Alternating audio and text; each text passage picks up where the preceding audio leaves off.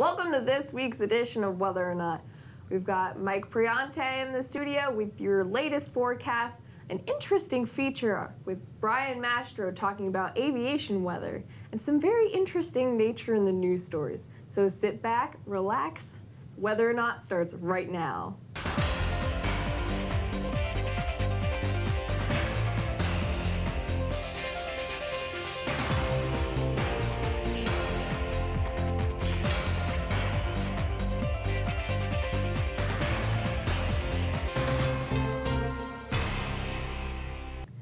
Welcome to Whether or Not. I'm your host, Marissa Lautenbacher. And I'm your forecaster, Michael Priante.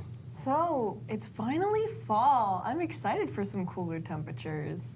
Will we see any this week? Yeah, we're getting into a more consistent pattern for the fall, and temperatures are just going to be going into the mid to upper 60s by next week. It's going to finally feel like fall for once. But I'll have more about that in your latest forecast coming up. I'm excited for some cooler temperatures, but now here are your nature in the news stories.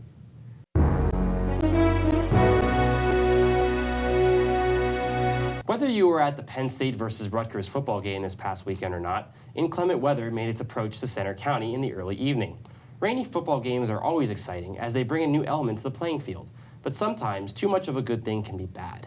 The heavy downpours that fell on last Saturday's game were associated with a cold front, which had a history of producing dangerous lightning. Stadium officials were keeping a close eye on the track of these storms. But thankfully, the storms did weaken, and the only threat to the Nittany Lions and their fans was rain. If the storms did not weaken, however, the stadium does have a lightning evacuation plan, which tells people what they must do and what to do in the situation arises. This plan has not yet been tested, so let's hope that they will never have to test this in the future. Dry weather is especially coveted when the Pope makes his way to the United States during his tour this weekend. The Pope just recently touched down on American soil this past Tuesday. Many hundreds of thousands of people will line the streets of Washington, D.C., New York City, and Philadelphia in order just to catch a glimpse of Pope Francis. The weather this weekend in the mid-Atlantic will play a large role on activities. Luckily for D.C., all looks nice and dry when President Obama greets the Pope on his first stop of his tour. And the Pope made his first ever address to Congress. On Thursday, no travel delaying weather was in store for the Pope as he flew into JFK Airport in New York City. Besides the visit, traffic in and around the cities will be extremely congested as many people flock to see the Pope's processions. It won't be until the last stop of the tour in Philadelphia when wet weather may dampen activities on Sunday. As the system filled with moisture is to head up to the East Coast, hopefully rainy weather won't deter crowds since the last time a Pope made his way to America was in 1979, which was when Pope John Paul II had visited the city of brotherly love and the Big Apple. Conspiracy theories have been around for a very long time, and with the advent of the internet, these theories and rumors can be spread around really quickly, causing unnecessary hype and hysteria. In the past month, people around the web have been buzzing about a dangerous asteroid that was on a collision course with Earth sometime between the 15th and the 28th of September of this year. This rumor was spread like a wildfire and was picked up by numerous websites. September 28th is just around the corner, and we have not seen a dangerous asteroid in the forecast. The reason is quite simple.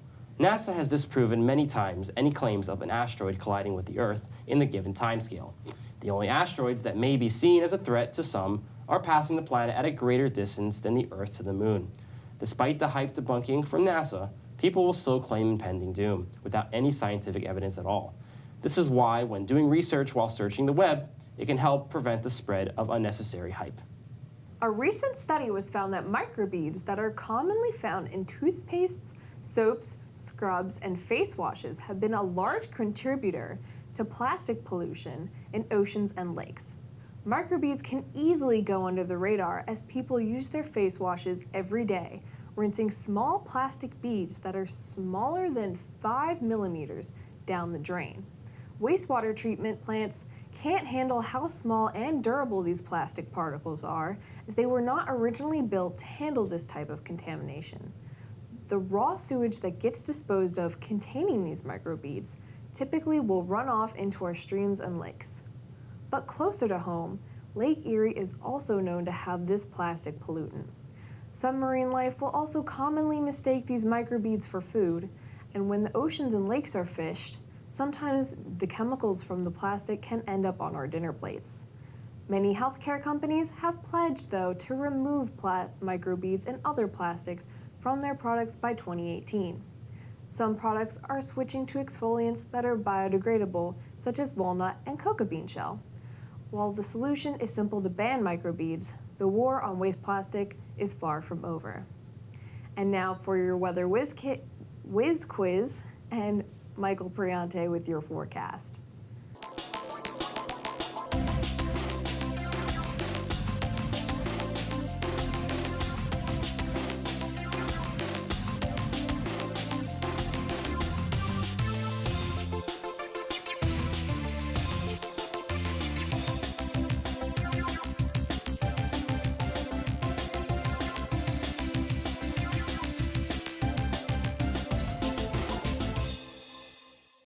Well, here's your Central Pennsylvania forecast. I'm Michael Priante. Let's jump right on in and see what's going on for this weekend. Well, the start of Friday is going to be really nice. We have high pressure just to our north that's dominating our region, leading to drier and cooler conditions for much of Pennsylvania. But notice down to the south, we have some rain in the forecast for southern mid-Atlantic region. That's due to a storm system that is forming currently in the southeastern region of the United States, and that's going to be making its way on north into our area. But right now, we're forecasting pretty dry conditions Friday evening into Saturday morning. Then by Saturday, that storm is moving on to the north of the region. That's going to be bringing some showers up into the mid-Atlantic region. Right now, we have dry conditions for Pennsylvania, but we do believe that if this storm does move a little bit quicker than anticipated, and if this high especially scoots on out of here faster than we think, then the storm will bring more moisture back into southeastern portions of Pennsylvania. A sprinkle or two is possible, but for Saturday, we're forecasting pretty dry conditions. Going into Sunday, though, that's the more rainier day of the weekend, as that storm is now just to the north of Roanoke, and that is going to be bringing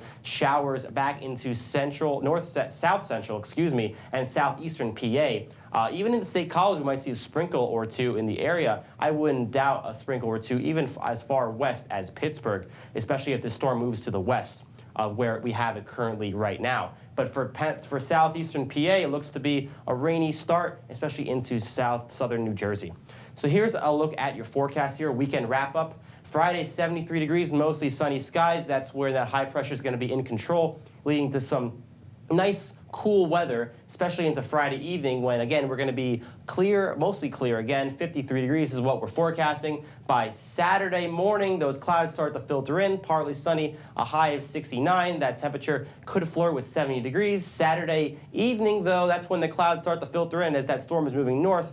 Moisture is moving up, and it's going to feel a little bit cooler, 53 degrees with clouds overhead. And then by Sunday, notice this clouds still stick around. A little bit of sun is possible. Isolated showers we still think are in the forecast, but we think that the weekend is going to be really nice. So now, here's a feature with Brian Mastro talking about aviation weather.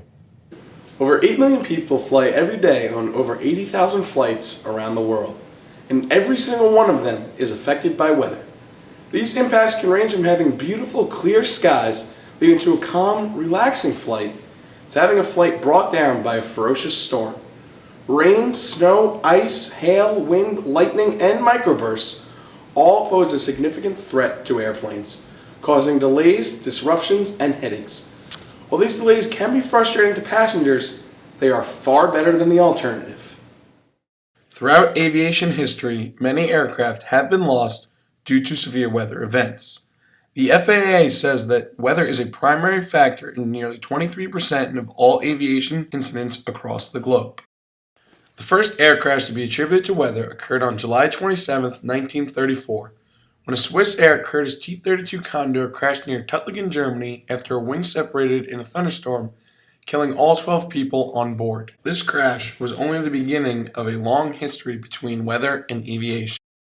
We were joined by Miranda Muehlman, a meteorologist who works for Southwest Airlines, to give us her take on weather and aviation. I work as a meteorologist in our Network Operations Center, which is the operations center for the entire airline. One of the things that I love about what I do and what we do as meteorologists at Southwest is no day is the same. One of the most important crashes in United States aviation history occurred on April 4th, 1977, when Southern Airways Flight 242, a DC-9, crashed after suffering a dual-engine failure during a severe thunderstorm near New Hope, Georgia, killing 81 people on board.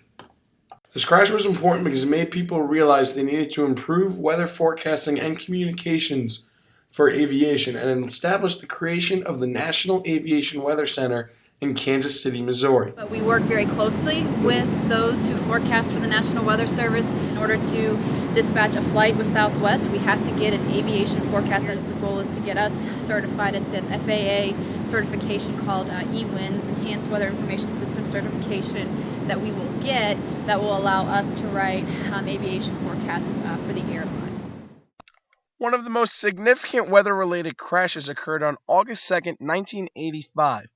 Delta Airlines Flight 191, a Lockheed L-1011 TriStar, crashed on approach to Dallas-Fort Worth International Airport because of wind shear it experienced from a microburst. Of the 163 passengers and crew aboard, only 26 survived. I think of the Delta flight into DFW that caused an accident, and that was pretty much the first time that the aviation community really took a hard look at microbursts and their effects on an airplane. They were actually very close to the ground, and they started to correct themselves for the various wind shear changes that can be found within a microburst. And they didn't realize that when they were coming out of the microburst, they were corrected too far up, and they got slammed back into the ground. Aviation has done a good job of responding to incidents that they have had. David Cobby from Southwest Strategy and Planning Team joined us to talk about how these advances in technology have helped aviation safety progress forward. Here's what happened. We think we could have avoided it this way, and if we had a tool that did X, Y, and Z, we think we could recover faster, avoid this situation, or serve our customers better.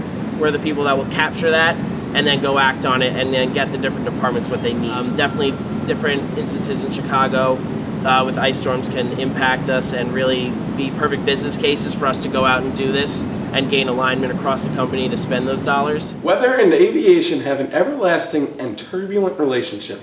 Some days the weather can be nice, providing clear skies and perfect flying conditions. Other days, Mother Nature can be cruel, causing delays or even crashes. So next time you are stuck on the tarmac during a thunderstorm, remember that it is for your safety, and it is far better than being involved in a crash. For Whether or Not, I'm Brian Mastro.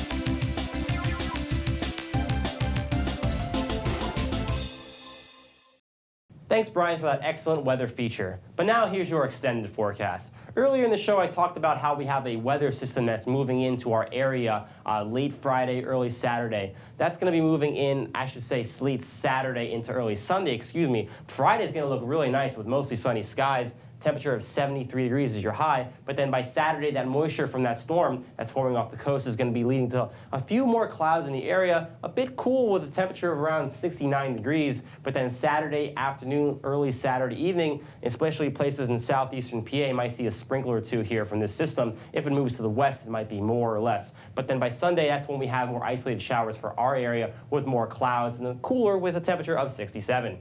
Now into the extended forecast next week. Here we go. Starting off the week, temperatures are going to be in the mid to upper 70s, but then as we go toward the middle of next week, temperatures will start to dip down to near average. By Wednesday, we can expect temperatures in the middle to low 60s, and this progresses all the way through Friday with a few clouds toward the end. And it's definitely shaping up to be a very nice start to the fall season. Thanks, Mike, for that forecast. I'm really looking forward to those cooler temperatures for next week. But now to our weather whiz quiz question that we asked you earlier on in the show. CAT, or CAT, is an acronym commonly used in aviation weather. But what does it stand for?